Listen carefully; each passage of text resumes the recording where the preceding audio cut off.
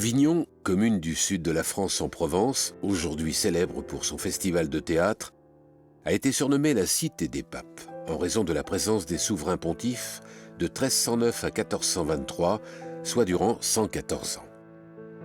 Installée sur la rive gauche du Rhône, c'est l'une des rares villes françaises à avoir conservé ses remparts et son centre historique. Elle est aujourd'hui classée au patrimoine mondial de l'UNESCO.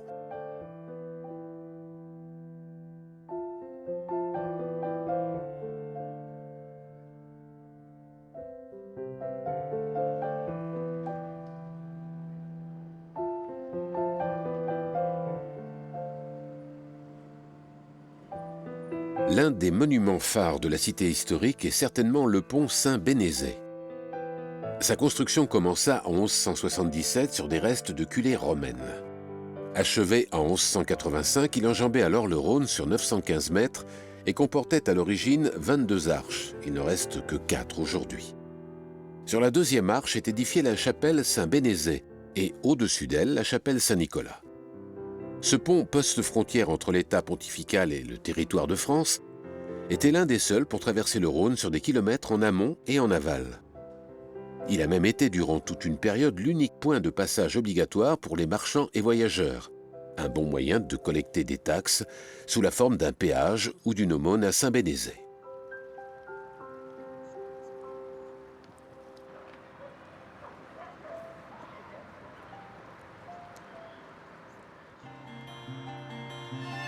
La région où se situe Avignon est très riche en pierres calcaires qui servirent de matériaux de construction pour la ville.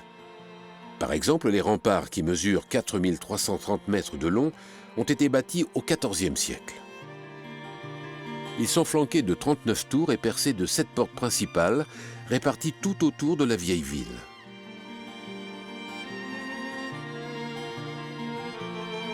À l'abri derrière les remparts, la cathédrale Notre-Dame-des-Dômes est située sur le rocher des Dômes, une élévation calcaire haute de 35 mètres qui est le noyau originel de la ville.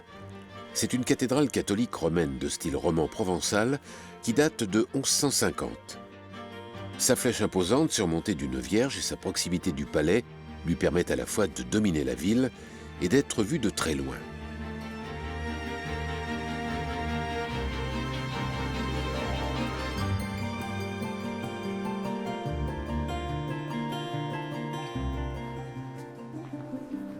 À Avignon, le Palais des Papes est le symbole du rayonnement de l'Église sur l'Occident chrétien au XIVe siècle. Édifié à partir de 1335 en moins de 20 années, il est l'œuvre principalement de 2 papes bâtisseurs, Benoît XII et son successeur Clément VI. Il est la plus grande des constructions gothiques du Moyen-Âge. À la fois forteresse et palais, il fut donc la résidence des papes alors que Rome était en proie aux guerres de succession et aux divisions. Au total, ce sont 9 papes qui se sont succédés dans le palais et l'ont enrichi au fil de leur pontificat. Leur cour bouillonnait et attirait nombre de marchands, de peintres, de sculpteurs et de musiciens. Le palais a été le fruit du travail conjoint des meilleurs architectes français, Pierre Pesson et Jean Dulouvre, et des plus grands fresquistes de l'école de Sienne, Simone Martini et Matteo Giovannetti. L'histoire de la papauté à Avignon et de leur installation dans cette ville est assez complexe. Il faut remonter au XIIIe siècle pour comprendre que déjà la papauté était dans une situation d'itinérance en Italie, autour de Rome. Les papes résidaient finalement très peu à Rome pour des questions d'instabilité et de guerre civile qui gangrénaient un peu l'histoire de cette ville, hein, qui est le siège naturel de la papauté. Et on est dans un contexte politique qui est également tendu en Europe dans la mesure où le pape Boniface VIII entretient des relations particulièrement complexes avec le roi de France Philippe le Bel. Et ça va très mal se terminer puisque le pape excommunie le roi de France et le roi de France, pour répliquer, envoie une troupe armée à Agnani, qui est alors le lieu de résidence du pape près de Rome, pour lui signifier qu'il était contre cet avis d'excommunication. Et ça s'est très mal terminé puisque le pape a vécu un attentat, véritablement. Il a certainement été violenté par les troupes du roi de France. À partir de ce moment-là, il s'est ouvert une période d'interrègne assez compliquée. On est resté 2 années sans pape Et au moment de l'élection de Pérouse, le Sacré Collège des Cardinaux n'est pas arrivé à se mettre d'accord sur un candidat à l'intérieur même du Sacré Collège. Et du coup, on est allé chercher quelqu'un d'extérieur au Sacré Collège, l'archevêque de Bordeaux, Bertrand de Gaulle, qui apprend son élection alors qu'il est dans sa région natale du Bordelais. Et il est lui-même surpris d'apprendre qu'il a été choisi par les cardinaux. En fait, on s'est accordé sur sa candidature qui n'en était pas une en définitive, parce qu'il a un profil d'habile négociateur. Et dans ce contexte de troubles en Italie et dans ce contexte de rivalité entre le roi de France et le pape, on a la sensation qu'il va pouvoir restaurer un peu de stabilité. Et donc, il a pour lui aussi le fait d'être dans l'entourage du roi de France. Il est également vassal du roi d'Angleterre. Et on est dans une période où on est au tout début quasiment de la guerre de 100 ans. Donc, il a ce profil-là qui joue pour lui. Et c'est pour cette raison, vraisemblablement, qu'il est choisi avec certainement aussi l'influence du roi de France, Philippe le Bel, qui a beaucoup pesé sur cette élection. Mais il lui faut un lieu de résidence. Et ce lieu de résidence ne pourra pas être Rome, puisque Rome est soumise à un climat politique particulièrement tendu, proche de la guerre civile. Et en même temps, donc, Clément V, puisque c'est ce pape-là dont il s'agit, va devoir organiser un très grand concile à Vienne pour statuer sur une question majeure de ces années-là, qui est le devenir de l'ordre du Temple, les Templiers, que le roi Philippe le Bel veut dissoudre. Et donc, Clément V va devoir régler cette question lors d'un concile qu'il espère organiser à Vienne, après avoir été couronné à Lyon. Et c'est dans l'optique de ce concile de Vienne qu'il va choisir progressivement pour lieu de résidence Avignon. Avignon est cette ville qui n'a pas de réelle importance, une importance stratégique quand même, puisqu'elle est à la croisée des principales voies fluviales, le Rhône d'un côté, la Durance de l'autre, au carrefour aussi des anciennes voies terrestres romaines qui sont toujours utilisées pour circuler. Donc Avignon a pour elle cette situation de carrefour, mais ça reste quand même une ville moyenne, de moyenne envergure et de moyenne importance. Et simplement, cette ville, elle est voisine du comtat venessin. Et le comtat venessin, c'est un territoire qui appartient à la papauté depuis la fin du XIIIe siècle. En quelque sorte, à une dizaine de kilomètres d'Avignon, le pape est chez lui au-delà des Alpes. Et c'est le seul territoire dont il dispose au-delà des Alpes pour résider dans une situation de relative quiétude. Et c'est donc la proximité du comtat venessin qui va expliquer progressivement l'installation de la papauté à Avignon. Alors bien entendu, ça ne s'est pas fait sous Clément V. Clément V, c'est une étape décisive parce que c'est lui qui a fait l'entrée solennelle dans la ville d'Avignon. Et il a inauguré, si vous voulez, en quelque sorte, le choix d'Avignon comme lieu de résidence. Ça s'est confirmé sous son successeur, après un interrègne là aussi qui a été très compliqué entre les années 1314 et 1316. Il a fallu élire un pape de transition qui va être le pape Jean XXII. Et c'est Jean XXII qui, lui, va définitivement installer la papauté à Avignon, en s'installant lui-même dans un palais qu'il avait bien connu, le palais épiscopal, le palais de l'évêque, qui est juste derrière, en face de nous. Et donc, en occupant ce palais épiscopal, il installe de manière définitive la cour pontificale avec ses services à Avignon. Le palais qui nous entoure, nous, aujourd'hui, est construit par ses successeurs, Benoît XII et Clément VI. Donc Benoît XII, il a commencé par faire édifier la puissante tour du pape qui est ici. Et il a développé l'ensemble de son palais sur les vestiges de l'ancien palais épiscopal que Jean XXII avait fait réaménager en palais pontifical. Donc on a un premier palais en face de moi qui est organisé autour d'une cour, une première cour, et qui se prolonge donc par cette tour du pape, où le pape va loger ce qu'il a de plus précieux au-delà de sa personne même, puisqu'il y a son trésor et l'appartement de son principal collaborateur, le camérier. À la suite du règne de Benoît XII, en 1342, est élu le pape Clément VI, Pierre Roger, qui va être le pape le plus brillant de la période avignonnaise, et qui va lui développer les constructions avec le corps de bâtiment qui est derrière moi et celui qui est en retour ici. Il va donc doubler quasiment la superficie du palais tel que Benoît XII l'avait développé, et il va se comporter comme un véritable mécène des arts, Alors non pas que les papes précédents n'aient pas développé les arts dans leur palais, mais Clément VI va donner une ambition nouvelle à cette politique en faisant venir des peintres italiens, en faisant d'Avignon un laboratoire d'un style musical nouveau. Et puis donner également à son palais un cachet particulièrement fastueux, puisqu'il va véritablement le développer dans un style gothique qui est complètement étranger à la région du Midi, en faisant travailler un architecte qu'on appelle Jean de Louvre, qui va donc développer ce qu'il connaissait dans les régions du Nord. À la suite de ces deux papes, on va dire que l'ensemble du palais des papes tel qu'on le connaît aujourd'hui est bâti. Les papes successifs qui vont arriver derrière feront quelques ajouts de compléments, des ajouts importants, mais il n'y a pas une politique de travaux aussi importante que sous les deux papes précédents, Benoît XII et Clément VI.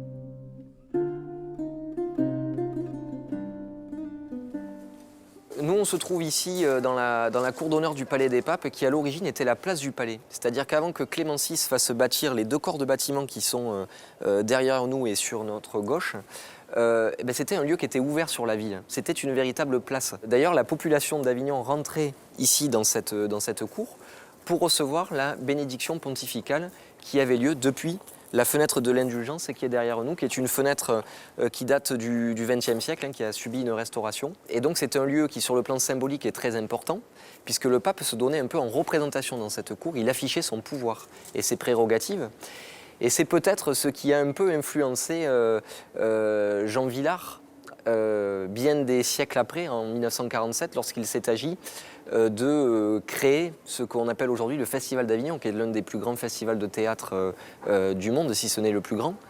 Et cette cour d'honneur étant un lieu de représentation pour le pouvoir pontifical, il n'a pas dû lui échapper que ça pouvait être intéressant de mettre en scène ici aussi du théâtre.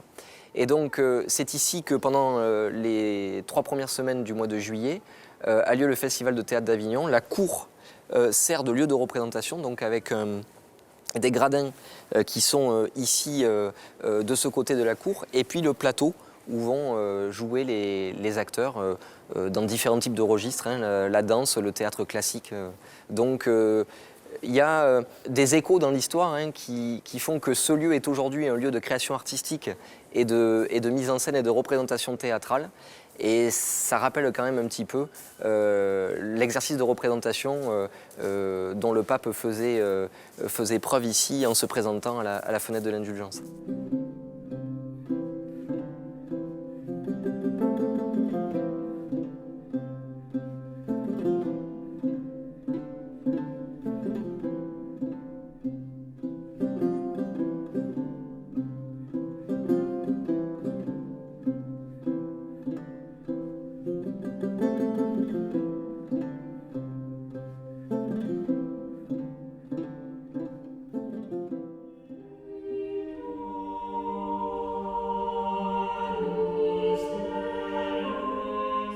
Voilà, là nous sommes devant le Palais des Papes en modèle réduit, mais ça a d'intéressant le fait de pouvoir bien distinguer les deux campagnes de construction dont on a parlé, c'est-à-dire celle qui s'effectue sous Benoît XII à partir de 1334 et celle qui va se dérouler au début du pontificat de son successeur à partir de 1342.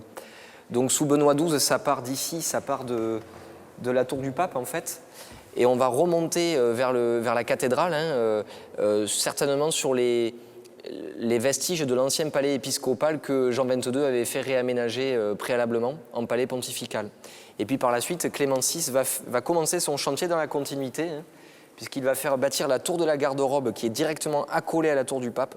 Et il va développer ce qu'on appelle l'œuvre neuf, le palais neuf, avec cette aile ici qui comprend 2 espaces voûtés superposés, la grande audience et la grande chapelle. Et puis ici, l'aile des grands dignitaires, où il va y avoir de nouveaux appartements pour certains hauts dignitaires de la cour. Donc l'ensemble de cette masse, vous voyez, avec ces très hautes tours qui font à peu près 50 mètres de haut, constitue une architecture prestigieuse, une architecture puissante, massive, qui est faite pour impressionner le visiteur qui va être confronté à elle et pour exprimer au plus haut point la toute-puissance du pouvoir pontifical.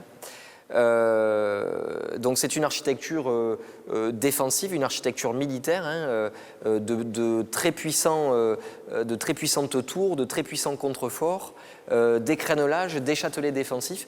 Donc on a tout l'apanage de l'architecture militaire et défensive de cette époque et qui est mise au service de l'expression du pouvoir temporel et spirituel du premier personnage de l'Europe chrétienne.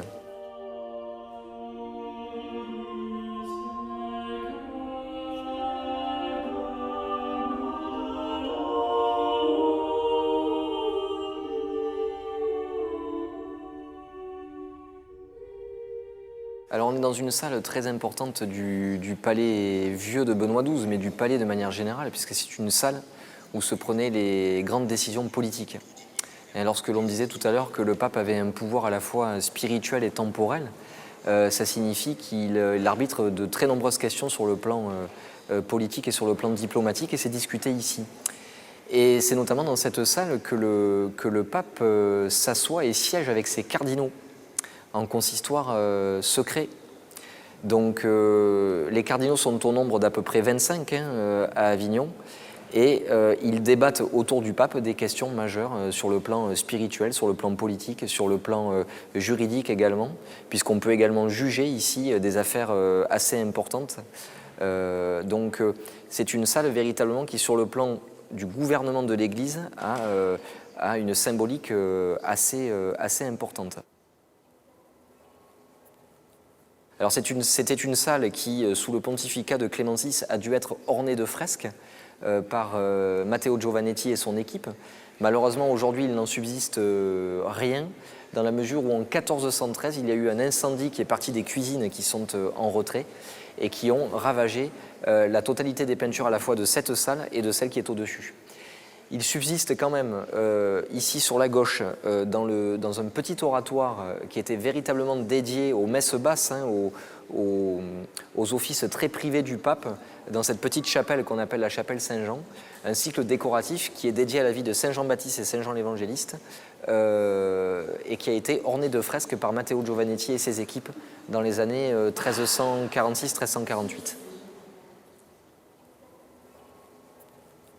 Le décor est encore intact et est resté intact après l'incendie et pendant l'incendie de 1413, car la tour des chapelles est en retrait.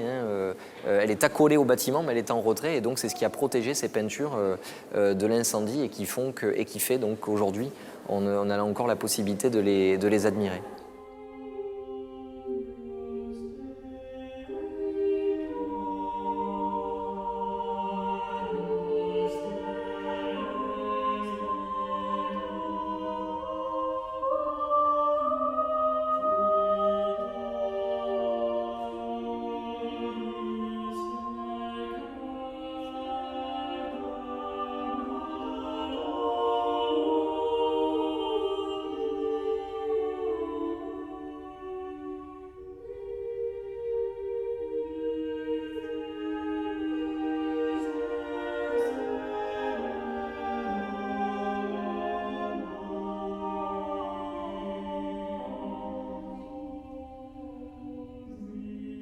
On se trouve ici à l'entrée de cette chapelle qui est la chapelle Saint-Jean, ce petit oratoire qui était réservé au pape et aux membres de la curie, les personnages les plus importants. Ce ne sont pas du tout des espaces qui sont utilisés pour les cérémonies officielles. Elle est donc située à côté du consistoire, et c'est pour cette raison que le pape Clément VI va demander au peintre Matteo Giovannetti d'élaborer un décor qui se fonde sur la vie double de Saint Jean-Baptiste et de Saint Jean l'Évangéliste, qui sont donc mis en parallèle dans la chapelle. Les deux vies sont mises en parallèle. Et pour lui, c'est très important d'évoquer la vie de Saint Jean-Baptiste, Saint Jean l'Évangéliste, parce que c'est un thème qui est très présent déjà à Saint-Jean de Latran, à Rome, où le pape avait un palais. Et la manière de vouloir mettre à l'honneur ce décor et ces deux vies de Saint Jean-Baptiste, Saint Jean l'Évangéliste rappelle Rome. Et donc comme l'ambition des papes d'Avignon, et notamment de Clément VI, a été d'imposer Avignon comme une nouvelle capitale de la chrétienté, rappeler Rome par le biais des arts sera un système qu'il utilisera de manière permanente. Alors il fera d'Avignon un foyer culturel de très grande envergure et ça lui permettra également d'affirmer une doctrine selon laquelle Avignon constitue une nouvelle capitale de la chrétienté.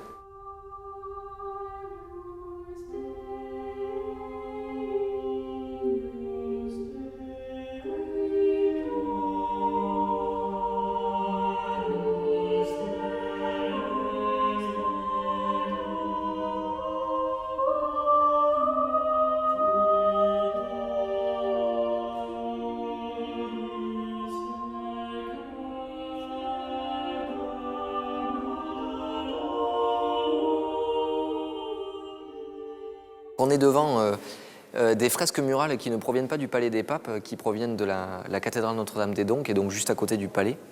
Et ces fresques murales ont été, elles ornaient le double tympan de l'entrée de la cathédrale Notre-Dame-des-Doms. C'est pour ça que vous avez ces deux formes, triangulaires et curvilignes, superposées.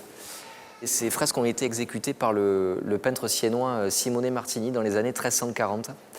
Années durant lesquelles il s'est trouvé à Avignon, certainement à l'invitation d'un des cardinaux les plus puissants du Sacré Collège, qui est le cardinal Jacopo Stefaneschi. Et elles permettent de mettre en confrontation la peinture de Simone Martini avec la peinture qui sera développée sur les murs du palais sous le pontificat de Clément VI par un autre grand maître de la période qui est Matteo Giovannetti. Simone Martini invente ici véritablement un type nouveau de représentation de la Vierge, puisqu'on a ce qu'on appelle ici, sur la droite, une Madone d'humilité. La Vierge d'humilité, la Vierge n'est non plus représentée sur un trône de manière assez rigide, assez statique. On voit qu'elle est agenouillée à même le sol et que son regard se penche vers l'enfant Jésus. Et là, il a inventé un type de représentation de la Vierge qui fera école auprès des autres grands peintres de la période. D'un autre côté, on se rend compte également qu'avec le Christ en gloire est représenté avec une volonté d'animer son visage avec des traits particulièrement sévères. On a une représentation qui est un peu moins codifiée que d'habitude. Et lorsque l'on regarde par la suite le travail qui va être exécuté par Matteo Giovannetti au Palais, dans les chapelles notamment de la tour Saint-Jean, on se rend compte qu'effectivement ce travail-là qui vise à jouer sur le réalisme de la représentation se retrouvera aussi chez Matteo Giovannetti. Donc Simone Martini en fait et sa peinture constituent un modèle que les peintres ultérieurs reprendront, et c'est en ça qu'il est un exemple particulièrement important dans l'histoire de la peinture européenne de cette époque, parce qu'il a véritablement révolutionné la manière de peindre.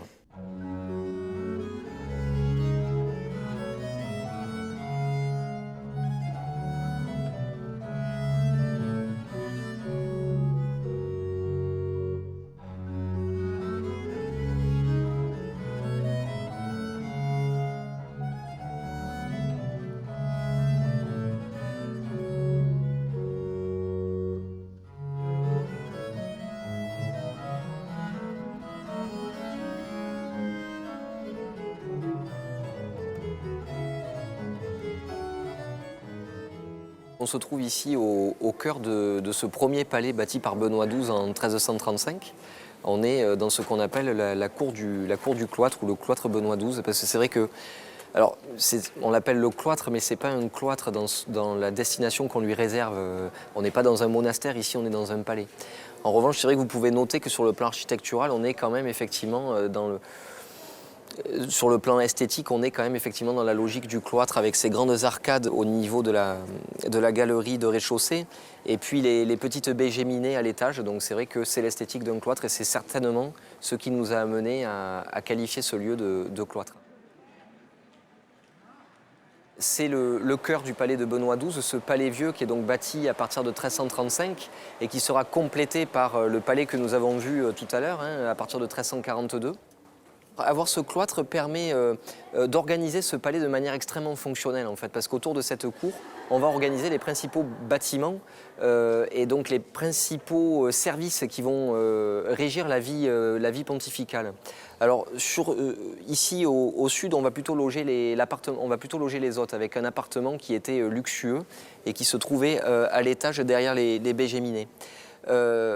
Ici, de ce côté, à l'ouest, on logeait les familiers du pape, c'est-à-dire les personnages les plus importants, les personnes vraiment très très proches de lui. Et puis, de ce côté, ici, on avait un espace qui était dévolu aux cérémonies religieuses. Hein, c'était la grande chapelle de Benoît XII, qui sera remplacée plus tard par une nouvelle chapelle sous le pontificat de Clément VI. Et puis, derrière vous et en face de moi, on avait donc au rez-de-chaussée un espace de décision politique, hein, le consistoire, la grande salle de réunion du pape et de ses cardinaux. Et puis, au-dessus de cet espace, un espace de réception, hein, puisque c'est le grand tinel, c'est-à-dire le réfectoire hein, du pape, mais un réfectoire qui est utilisé véritablement pour les grandes occasions et les grands banquets. Évidemment, en rez-de-chaussée, on retrouve les espaces plus fonctionnels, les logements pour les services domestiques, notamment les panetiers et les bouteilliers qui sont logés ici en face.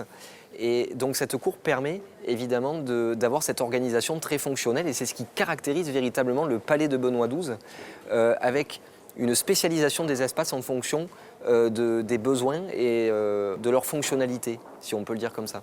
Donc c'est un mode d'organisation de l'espace qui est assez moderne et qui va préfigurer une distinction très claire entre les espaces qui relèvent de la vie très privée du pape et les espaces qui relèvent de la réception et du protocole.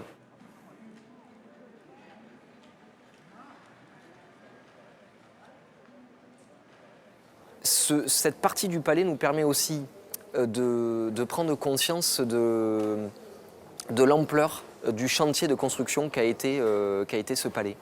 Puisque vous remarquez qu'en définitive, tous les murs sont complétés au sommet de crénelage et de contreforts, ce qui en fait une construction particulièrement massive et qui fait d'ailleurs qu'on a appelé le Palais des Papes pendant très longtemps le Château des Papes.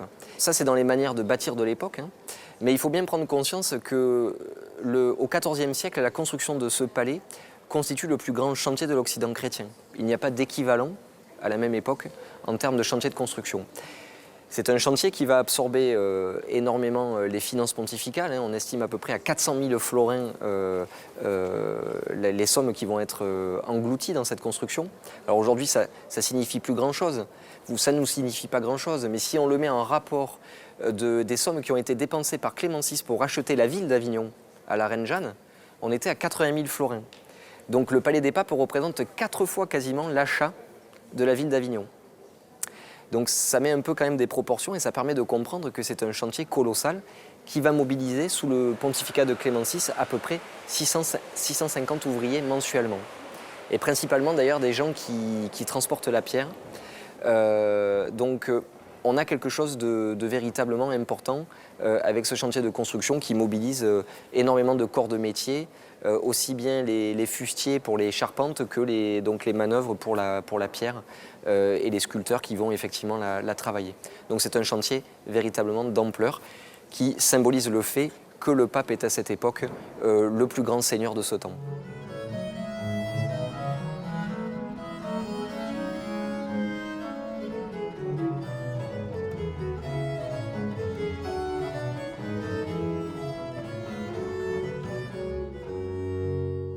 C'est la cloche qui est derrière nous, au sommet de ce cloître, qui annonçait un peu, qui rythmait un peu la vie pontificale au quotidien. Et par exemple, cette cloche annonçait le moment des repas pontificaux. Et lorsqu'on annonçait ces repas, on faisait évacuer le palais. C'est-à-dire que toute personne étrangère à la cour pontificale ou à l'entourage proche du pape n'était pas conviée à ces repas quotidiens. Et donc on faisait évacuer le palais. Donc c'est ce que je disais tout à l'heure, le pape est un véritable prince. Et l'architecture de ce palais, tout comme son organisation intérieure, reflète la prééminence de ce pouvoir dans l'Europe de ce temps.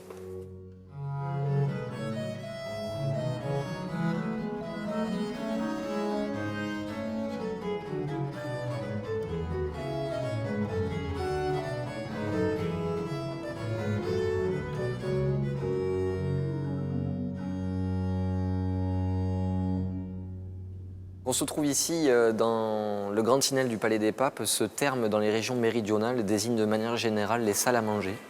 Et on est donc dans une salle qui peut être considérée comme le grand réfectoire. Mais un réfectoire qui est utilisé de manière occasionnelle par le pape, c'est-à-dire pour les grands moments, les grandes célébrations qui ont un rapport quand même avec le calendrier liturgique. C'est ici qu'on fait les grands banquets de couronnement, qu'on fait les grands banquets liés à la promotion d'un cardinal, lorsque l'on reçoit les grands princes. Donc vous voyez, quelque chose qui est vraiment en rapport avec les repas d'exception. Le pape siège donc contre le mur qui est au fond. Il est évidemment toujours mis en avant sur le plan de son positionnement. Il siège sur une cathèdre qui est positionnée sur une estrade, donc tout est fait pour le mettre en valeur. Et les convives se répartissent le long des murs pour avoir un dispositif en forme de U en fait. Donc il faut imaginer un espace particulièrement fastueux, un cortège de toute une série de personnes, d'écuyers, un maître de salle qui veille à ce que le banquet se déroule dans de très bonnes conditions. Il est évident qu'on ne peut pas vociférer, qu'on est finalement extrêmement maniéré à table. Donc c'est quelque chose de très protocolaire, un banquet à la cour du pape. Et c'est un acte de distinction sociale à proprement parler.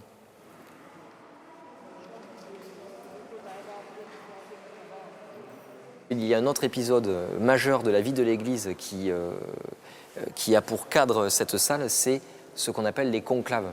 Les conclaves qui correspondent à ces grands moments de la vie de l'Église où les cardinaux doivent se réunir pour procéder à l'élection de l'un d'entre eux qui accédera à la charge suprême de pape.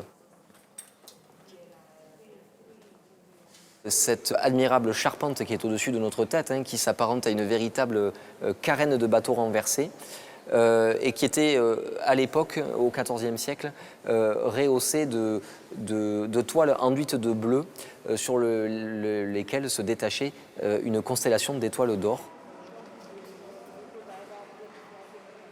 En plus, il faut imaginer que cette salle était complètement ornée de fresques, puisque des paiements que l'on a retrouvés dans les comptes de la Chambre apostolique nous permettent de savoir que Matteo Giovannetti a été rétribué avec l'ensemble de son équipe pour la réalisation d'un décor qu'on ne sait pas réellement aujourd'hui distinguer, on ne sait pas en distinguer la nature. Était-il un décor à vocation plutôt religieuse, à vocation plutôt profane? On ne sait pas réellement le dire.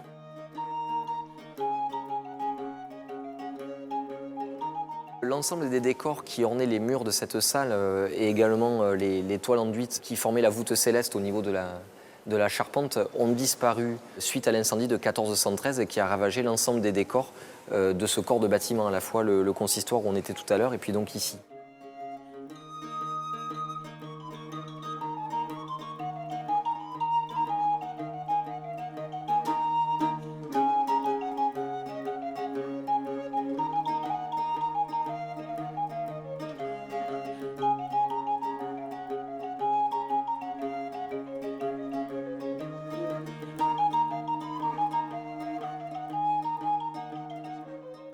On se trouve ici au cœur de la tour du pape, cette fameuse tour par laquelle Benoît XII débute son chantier de construction en 1335. Et on a quitté en fait ici les espaces publics, les espaces de réception, pour se retrouver dans des espaces d'intimité, des espaces très privés, puisqu'ici on est dans la chambre même du pape, la chambre à coucher du pape, une chambre où il peut également étudier, travailler, mais une chambre où il dort et où il est assisté d'ailleurs quotidiennement de chambriers qu'on appelle des cubiculaires, qui sont des très très proches du souverain pontife et qui l'assistent dans son intimité et qui vont même avoir des fonctions beaucoup plus importantes jusqu'à aller à occuper des fonctions diplomatiques par exemple, ou de secrétaire. Donc il est ici avec ses cubiculaires, avec un médecin qui veille sur sa santé. Voilà, très peu de personnes sont admises ici dans cette chambre, ou alors selon la volonté même du pape, dont le lit est d'ailleurs placé juste derrière nous, près de la cheminée, qui est un lit à courtine, donc une cellule entre guillemets dans la chambre, et qui le protège à la fois des regards et du froid. Donc après, ce qu'il est à noter de manière très importante, c'est le décor de cette chambre, qui est un décor à vocation naturaliste, puisqu'on retrouve sur ce fond bleu, qui est un fond bleu de ciel, des grands rinceaux de feuilles de vigne et de feuilles de chêne. Un décor que l'on a longtemps assimilé à un décor de tenture, de tapisserie, et finalement qu'on apprend à mettre désormais en correspondance avec des décors qu'on retrouve également en mosaïque à l'époque antique. Et ce décor fait également référence au jardin, et on a tendance aujourd'hui à considérer que, si vous voulez, ce décor de rinceaux, ce décor naturaliste, est à mettre en correspondance directe avec les jardins, et que finalement on a un peu une sorte de pavillon de verdure qui rappelle et qui est également un prolongement de ce que l'on trouve dans les jardins. Les jardins étaient très appréciés par les papes, qui avaient également une ménagerie avec des animaux qui leur étaient donnés en cadeau lors de visites officielles. Ils ont une véritable symbolique par rapport à la recréation et à la santé et au corps. Donc c'est pour ça qu'on ne peut plus aujourd'hui assimiler ce décor à un simple décor de tenture reproduit sur les murs. Sur le plan symbolique, ils expriment autre chose, et ils sont un rappel aussi de la Rome antique, donc dans cette volonté là aussi de rappeler Rome via les arts et de faire d'Avignon une capitale de la chrétienté. Alors il y a un autre élément aussi qu'il faut citer lorsqu'on parle de cette chambre, c'est le plafond, puisque le plafond conserve 4 poutres maîtresses d'origine, 4 poutres qui sont encore ornées d'un décor géométrique et floral qui se met également en correspondance avec le décor des murs. Et puis au sol, on a fait reconstituer dans les années 60 un carrelage avec des motifs floraux, végétaux et animaux qui complètent également les décors que l'on a sur les murs et qui créent véritablement une homogénéité de décoration dans cet espace très privé de la vie du pape. On se trouve ici dans la tour de la garde-robe, qui est une tour par laquelle le chantier de construction du palais de Clément VI a débuté en 1342. Et par l'adjonction de cette tour au palais construit par Benoît XII, il multiplie la superficie des appartements privés. On est ici dans un lieu de travail, dans un lieu d'étude, à côté de la chambre même du pape où on était tout à l'heure. Le pape, dans cette chambre, conserve un certain nombre de manuscrits, et c'est un lieu où il médite, où il réfléchit, où il travaille. Donc, et sur les murs, on retrouve ce cycle décoratif qui a été réalisé en 1343, vraisemblablement sous la conduite de Matteo Giovannetti, qui est donc ce fameux peintre du pape. Même si son nom n'est pas directement attaché à ce décor, on le soupçonne par rapport à la manière de représenter les scènes de ce décor. Nous retrouvons sur 360 degrés sans interruption une multitude de scènes de chasse et de pêche. Donc on a sur les murs les plaisirs de la vie aristocratique, puisque la chasse c'est le plaisir majeur de la vie aristocratique, et le pape étant un grand prince, il n'y a finalement pas de très grande originalité, si on peut dire, dans la représentation de ces scènes de chasse, sauf qu'en fait il faut les lire en allant beaucoup plus loin. Nous sommes dans un lieu d'étude, et le pape vise ici à mettre en avant les progrès du savoir par rapport à la nature et comment l'homme se comporte par rapport à la nature. Ici, nous avons un catalogue assez fourni, assez détaillé de ce qu'est la nature connue au XIVe siècle. Nous avons un très grand nombre d'essences d'arbres qui sont représentées, notamment des essences plutôt méditerranéennes, c'est-à-dire qu'on va chercher les modèles qui sont autour de nous au XIVe siècle, et puis tout un inventaire d'animaux. Des animaux aussi bien que l'on va pouvoir retrouver par exemple dans la ménagerie pontificale que des animaux qu'on va pouvoir retrouver dans les traités de chasse et qui circulent à la même époque et que le pape d'ailleurs possède dans sa bibliothèque.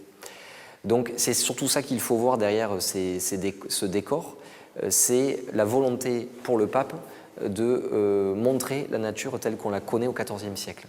Il y a donc une véritable conception intellectuelle, ça va au-delà de la simple représentation de scènes de chasse. Et en plus, on a quand même une vision assez symbolique des choses aussi, puisque dans cette scène du vivier, on rappelle que l'homme est pêcheur, hein, donc il y a une dimension religieuse assez importante dans cette scène. Son organisation picturale est très intéressante à observer parce que c'est là qu'elle nous donne les indices de la manière italienne, puisque nous avons un espace qui est particulièrement bien cadré, avec ces troncs d'arbres qui campent des verticales, et le bassin, lui, avec les lignes horizontales. Donc on a quelque chose de très très bien organisé, qui relève de la manière italienne, avec une volonté évidente de représenter cette scène avec de la perspective et de la profondeur. D'un autre côté, il est à signaler aussi la présence du plafond également, qui lui, contrairement à celui qui est à côté dans la chambre du pape, est entièrement d'époque.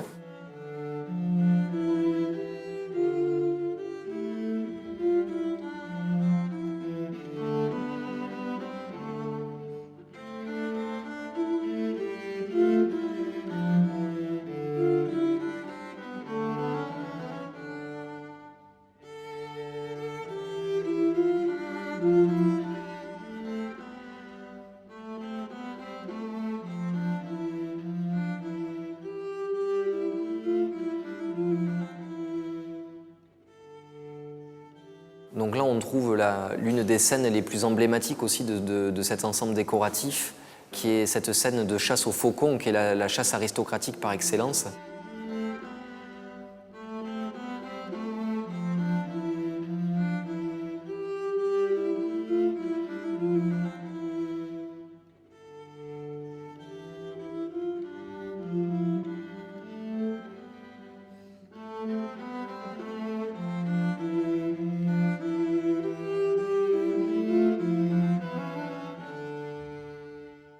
Alors la scène de chasse au cerf, malheureusement, a quasiment disparu. Enfin, on ne voit que le postérieur du cerf, d'ailleurs, qui est rattrapé par un chien qui lui court après. C'est donc une chasse à courre qui est représentée ici. Elle a en partie disparu dans la mesure où, au XVIIe, XVIIIe siècle, on a percé une fenêtre qui a donc endommagé la moitié de cette scène. Mais elle est très importante dans la mesure où, effectivement, elle a donné son nom à cette chambre dès le XIVe siècle, puisqu'elle est dénommée chambre du cerf dans les documents du XIVe siècle, et puis de par sa symbolique religieuse, puisque la figure du cerf est une figure christologique. Le cerf, par rapport à la renaissance de ces bois, symbolise la résurrection. Donc il y a, si vous voulez, une double dimension dans ce décor, une dimension de symbolique religieuse, et puis également une volonté de représenter la nature de manière, j'allais dire, encyclopédique. Et c'est tout à fait révélateur de cet esprit préhumaniste qui règne à la cour pontificale d'Avignon au milieu du XIVe siècle, et que le pape Clément VI a su développer grâce aux arts, et notamment grâce à la peinture, comme nous en avons ici un exemple, l'un des exemples les plus parlants au Palais.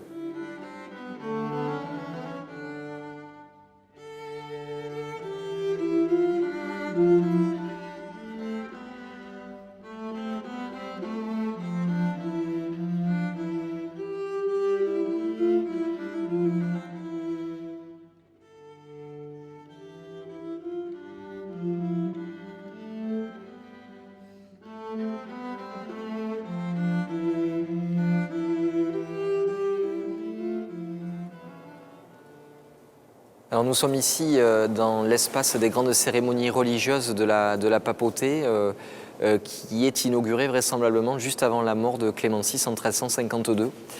Il a fallu à peu près 5 années de labeur pour faire émerger ce grand vaisseau qui fait une 50aine de mètres de long sur une 15aine de mètres de large avec une hauteur sous voûte de 22 mètres. C'est donc une sorte de cathédrale gothique qui est bâtie au-dessus d'un espace qui est lui-même voûté. Il faut imaginer qu'on est déjà à plus d'une dizaine de mètres de haut ici. Donc on a là un projet architectural de très grande envergure. Clément VI, dans sa volonté de faire d'Avignon une capitale de la chrétienté, a voulu un espace dédié aux cérémonies religieuses de très grande dimension. Et c'est ce qu'il développe ici grâce à son architecte Jean Delouvre. On a donc cet espace qui est voûté sous croisée d'ogives, avec un travail de sculpture assez simple, mais une très grande élévation. Et on est dans la traduction, ni plus ni moins que le gothique septentrional, qui va donc être dédié aux grandes cérémonies religieuses qui rythment le calendrier liturgique, les grandes cérémonies de couronnement et les grandes cérémonies liées aux funérailles également.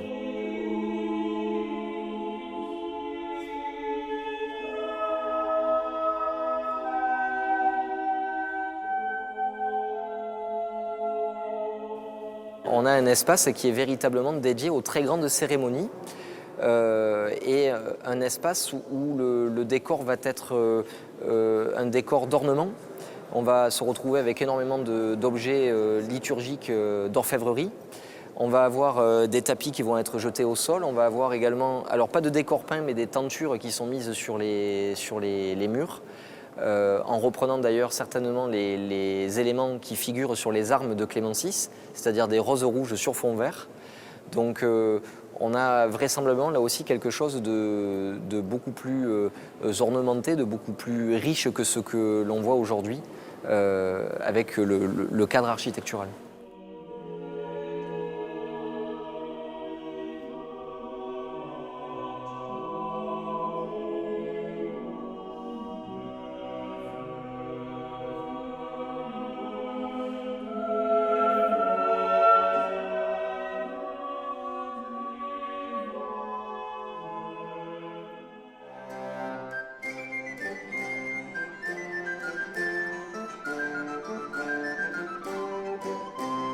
Avignon doit son prestige universel à des monuments d'exception, comme le pont Saint-Bénézet ou le Palais des Papes.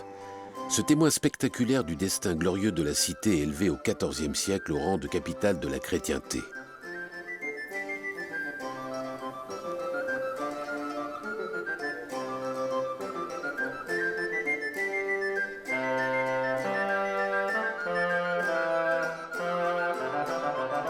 Le palais pontifical était alors considéré comme le phare de l'Occident chrétien.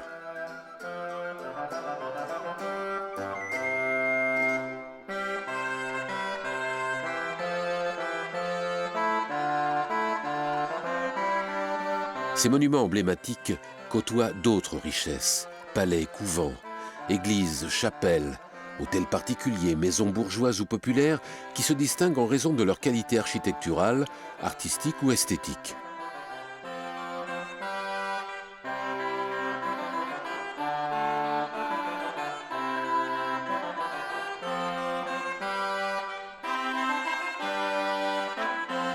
À la fois capitale spirituelle et capitale culturelle, Avignon se prévaut d'un patrimoine architectural et artistique exceptionnel qui en fait aujourd'hui encore le plus grand et le plus bel ensemble gothique d'Europe.